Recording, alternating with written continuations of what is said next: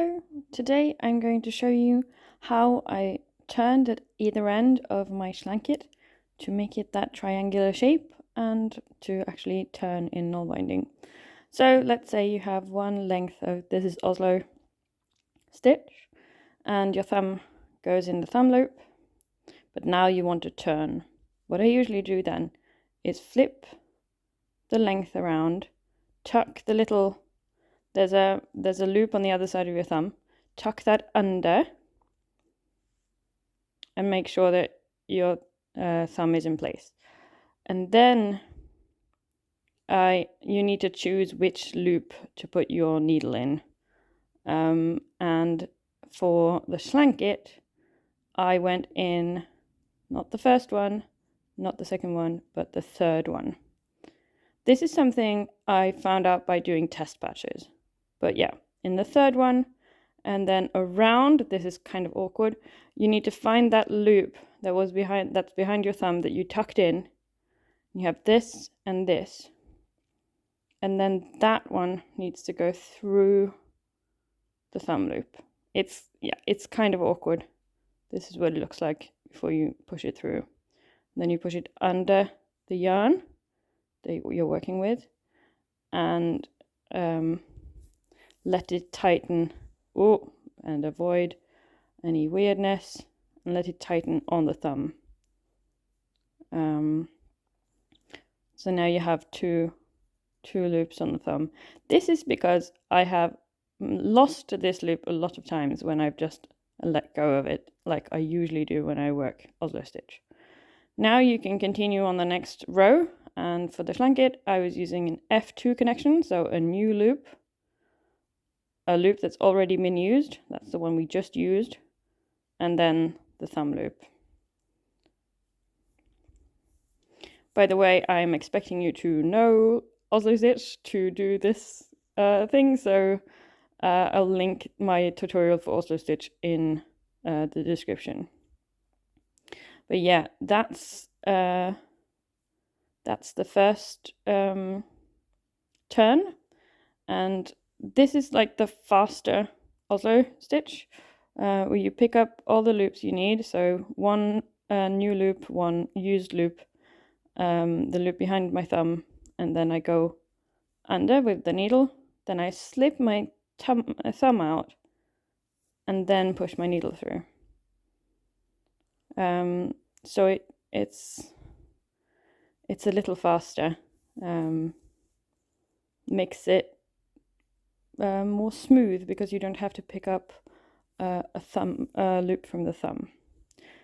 So yeah, that's the first turn, and it looks kind of weird, but when you pull it, you can see that the first stitch on the second row starts in from where the first stitch on the first row is. So here's a patch that I made that's a little bit bigger. And here you can already see that there's an angle. There's a definite angle here. So I'm going to show you how it looks when you're turning on a piece that you've been working on for a while. And if you're planning on doing a shawl, please make test patches like this. You need to know what your yarn and your stitch and your thumb together is doing, and how many stitches you need to go in every time you turn. So the last stitch in this row, or the last loop in this row, is very big. It's this one, and you're going to use that and the one you just used, and then finish that.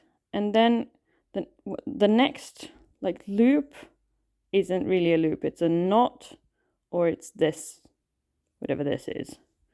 So I usually go as far as I can on the top. This is sort of lying behind, so I'm not going to use it.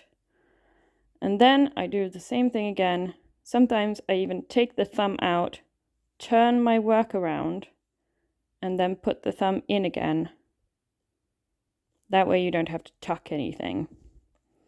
And again, not the first one, not the second one, but the third one. and then find that loop on the behind here, which is never easy. But you have that and the loop behind.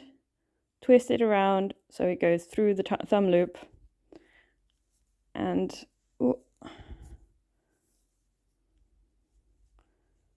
then yeah, you have 2 loops on the thumb, and you can continue the other direction if it's always awkward the first stitch.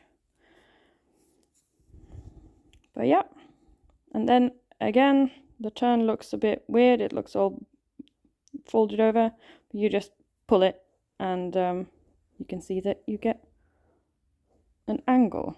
So an angle in both ends, that's what you want. And then when you make your test patch, you can measure your angle and make sure that it's about 45 degrees. That's the usual angle you want for a shawl.